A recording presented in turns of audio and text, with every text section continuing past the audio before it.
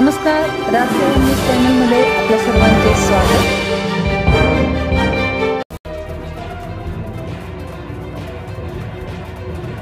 धुळे सार्वजनिक बांधकाम विभाग धुळे पूल अंतर्गत सुरेंद्र डेअरी ते जेटी ठाकरे चौकपर्यंत रस्ता सुधारणा करण्याबाबत 3,65,00,000 रुपये खर्चाच्या कामाचा शुभारंभ आमदार फारुख शाह यांच्या शुभ हस्ते नुकताच करण्यात आला।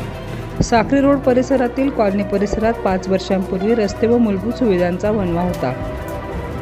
आमदार फारुख शाह यांच्या प्रयत्नाने साक्री रोड परिसरात आजपर्यंत रस्ते व गटारी, पाईपलाईन, वॉल कंपाऊंड, मूलभूत सुविधांसाठी फारुख शाह यांनी आजपर्यंत आणलेला आहे। धुळे शहरातील प्रमुख मार्ग असलेला साक्री रोड हा पूर्णपणे अतिक्रमणग्रस्त व नादुरुस्त अवस्थेत होता। या रस्त्यावर मोठे मोठे खड्डे व चालण्यासारखी परिस्थिती देखील नव्हती। शहरातील प्रमुख महामार्ग असलेला हा रस्ता पूर्णपणे दुर्लक्षित करण्यात आला होता।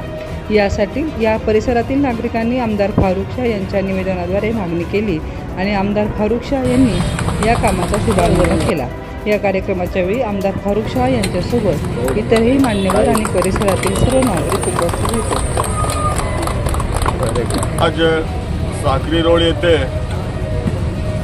जेके ठाकरे हॉस्पिटल पासून ते सुरेंद्र डेअरी पर्यंतच्या रस्त्याच्या रुंदीकरण आणि डांबरीकरणाच्या कामाचा शुभारंभ माझ्या हस्ते करण्यात आलेला आहे।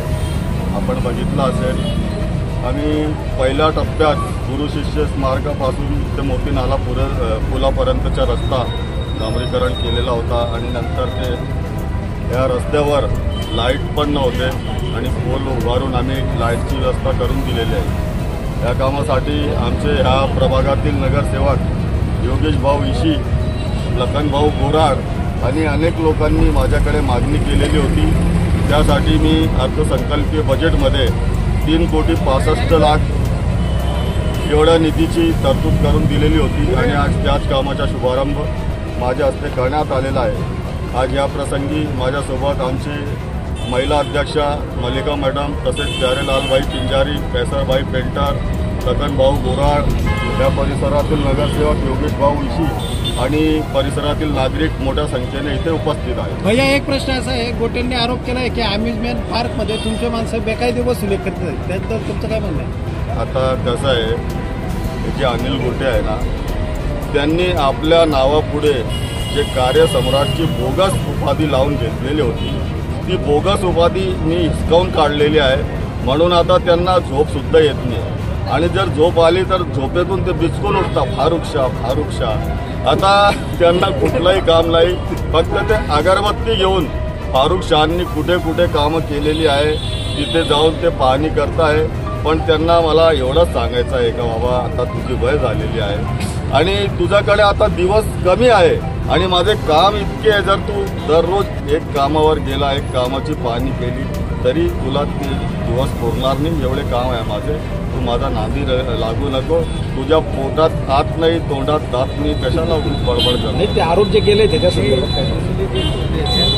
आता हे बघा, वसुली बहादूर हा अनिल गोटे होता। पूर्वी त्यांनी जे चौपाटी उभारली होती तिथे तो वसुली करायचा, तसं आमचं काहीच नाही। आम्ही ते गार्डन लोकांसाठी, जनतेसाठी उभारलेलं आहे आणि तिथे महानगरपालिकेने ज्या ठेकेदारांनी तो गार्डन तयार केलेला आहे त्याला देखभालीसाठी तिथे ठेवलेलं आहे आणि त्याला जोपर्यंत निविदा निघत नाही, टेंडर होत नाही, तोपर्यंत देखभाल, दुरुस्ती आणि मेंटेनन्ससाठी त्याला दिलेला आहे आणि तो 10 रुपये घेतो असा माझं पण ऐकण्यात आलेलं आहे। मी त्याला 2 दिवसापूर्वी बोलावून विचारला तर त्यांनी मला सांगितलं की त्या गार्डनमध्ये आम्ही 16 कर्मचारी ठेवलेले आहेत आणि 2 वॉचमॅनसुद्धा ठेवलेले आहेत आणि त्यांचा पगार देण्यासाठी आणि तिथे जे झुले पाळणे लावलेले आहेत त्याचं जे वीज बिल येतो त्यासाठी आम्ही लोकांकडनं 10 रुपये घेतो आहे आणि जर त्याच्या तक्रारीत कुठेच तथ्य नसतो, नेहमी तो सुरुवातीपासून 15 वर्षापासून माझ्यावर तक्रारी करतो आहे आणि एक पण तक्रार त्याची चांगली आहे असा सिद्ध झालेला नाही। तो खोटा बोलतो आणि त्याला कुठेही जाऊ द्या, काही करू द्या, तो काही माझा बालसुद्धा वाटा करू शकतो। भैया, मोती नाला ते विद्यावर्धिनी कॉलेजपर्यंतचा जो रस्ता आहे ना, तो पुन्हा खराब झालेला आहे, तर याच्यावरती काही सोल्युशन आहे? तो पहिला त्यासाठी आम्ही एक लेअर टाकतोय आणि एक लेअर टाकण्यासाठी आम्ही त्याची तरतूद केलेली आहे।